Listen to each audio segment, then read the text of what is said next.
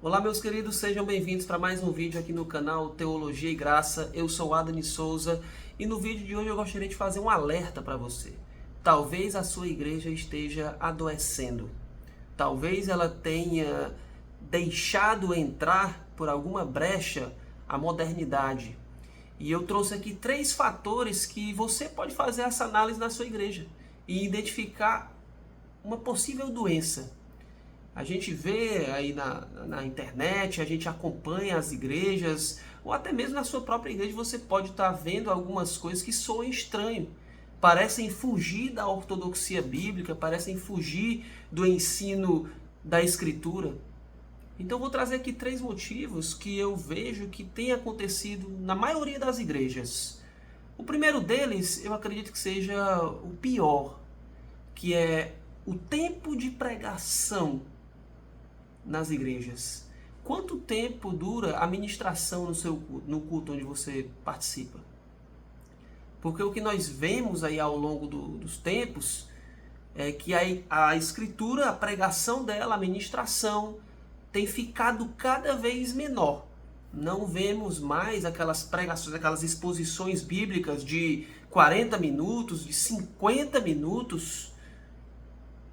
Parece que está cada vez o tempo sendo encurtado. Está sendo imprensado, diminuído. E isso é um problema. Isso é um problema fatal. Isso pode ser um câncer dentro da sua igreja. Porque dentro do culto, a parte mais importante é a pregação. Por que é a pregação a parte mais importante? Porque a Escritura é a única fonte autorizada que traz fé ao ouvinte.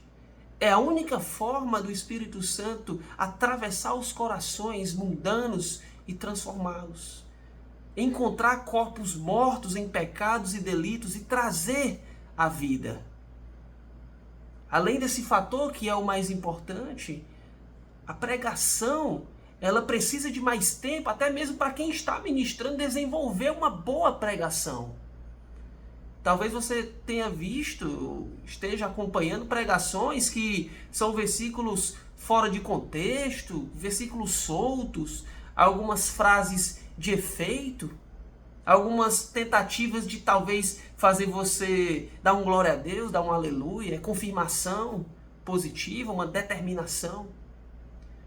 São tentativas de talvez colocar fogo na igreja, trazer um avivamento com frases motivacionais, mas fica naquela comida rasa.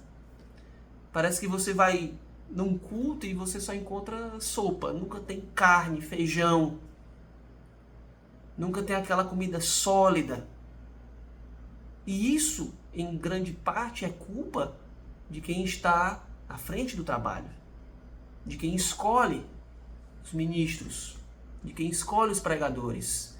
O tempo ideal não existe para uma boa pregação, mas é crucial que a pregação ocupe a maior parte do tempo de um culto.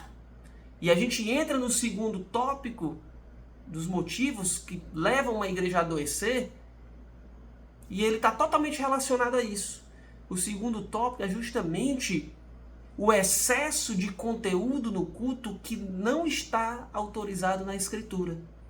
Hoje em dia você vê cultos que não dá nem para chamar de culto. Contém alguns elementos do culto, mas o que você vê além de louvor, pregação, oração, você vê o quê? Aniversário na hora do culto. Você vê 20 minutos de avisos. Você vê homenagens a pessoas, a pastores, a esposa do pastor, ao sobrinho do pastor, a família, em alguma família dentro da igreja, mais conhecido na igreja, que está ali há mais tempo. Você vê itens sendo colocados dentro do culto que não fazem parte dos critérios estabelecidos na Escritura. E isso está totalmente relacionado ao primeiro tópico, porque quanto mais coisas eu coloco extra-bíblicas, coisas que não estão na Escritura, que muitas vezes não são coisas assim, digamos, profanas, não é nada que venha trazer um risco letal para a igreja, mas você vê que isso tem um resultado. Porque se eu passo 30 minutos, 40 minutos fazendo homenagens, trazendo bolo de aniversário, trazendo presentes, placas de lembrança, na hora do culto, eu estou tirando esse tempo de algum elemento do culto. E adivinha para quem sobra? Sobra para a pregação do evangelho. Isso adoece as igrejas. E aí você para refletir e tenta entender, por que os membros da igreja não conhecem teologia? Por que os membros da igreja não conhecem a Escritura? Por que os membros não conhecem como a Bíblia chegou até eles? Já faz 2000 anos, mas eles não sabem. Quais são os principais sermões de Jesus Cristo, os principais milagres, as parábolas? Quais são as cartas de Paulo, os ensinos da Escritura? Por que não sabem? Primeiro, porque não está tendo tempo para os pregadores ministrarem e exporem a Escritura, ensinarem de verdade. E por que eles não estão tendo tempo? Porque o culto está carregando uma série de elementos que não são bíblicos. Você sabe quais são os elementos bíblicos para o culto? Rapidamente. No Antigo Testamento a gente via que as pessoas traziam sacrifício para o culto. Tinha um momento do sacrifício. Mas esse sacrifício ele prefigurava Cristo. Então não é mais necessário levarmos animais para o culto para sacrificar. Porque o verdadeiro sacrifício já foi feito, que era Cristo Jesus. Mas os elementos que compõem o culto, a oração, a pregação da palavra, o louvor, a adoração a Deus. E sim, ofertas e dízimos também estão na Escritura. É um momento importante do culto. Talvez você não entenda o princípio do que é dízimo. Em um outro vídeo, de repente eu posso trazer aqui para você. Mas ele também é bíblico. E o terceiro ponto, que é muito importante, que às vezes até a igreja ela não tem esses dois primeiros problemas. Mas esse terceiro ele é crucial também. Também adoece as igrejas. É a busca incessante por movimentos dentro da igreja, por experiências. As experiências parecem valer muito mais do que o aprendizado da palavra. Parece assim, eu vou para o culto, mas se eu não sentir algo, se eu não me emocionar durante o culto, se eu não chorar, se eu não sonhar antes de ir para o culto, parece que se eu não tiver algo extraordinário, parece que não valeu o meu culto. Não preciso ir para o culto se não tiver isso. Então você vê esse terceiro elemento, a busca por experiências, somada a todas essas coisas também. Porque muitos dos pregadores eles vão com esse propósito, eu preciso fazer com que alguém se emocione. E aí você vê na pregação o chamado dessas pessoas até a frente da igreja para o quê? Para gerar um sensacionalismo muitas vezes.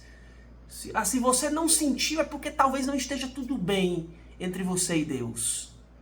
Essa é a mensagem muitas vezes. Então meu conselho para você que é líder de uma igreja, para você que é membro de uma igreja. Na sua igreja está tendo tempo para pregação. A pregação ela está sendo exortativa, ela está confrontando o pecado, ou você está saindo sempre, cada dia, parece que você está mais confortável, parece que a palavra de Deus ela não te constrange mais. Que tempo está tendo de pregação na sua igreja? O segundo, quais são os elementos que estão acontecendo na sua igreja?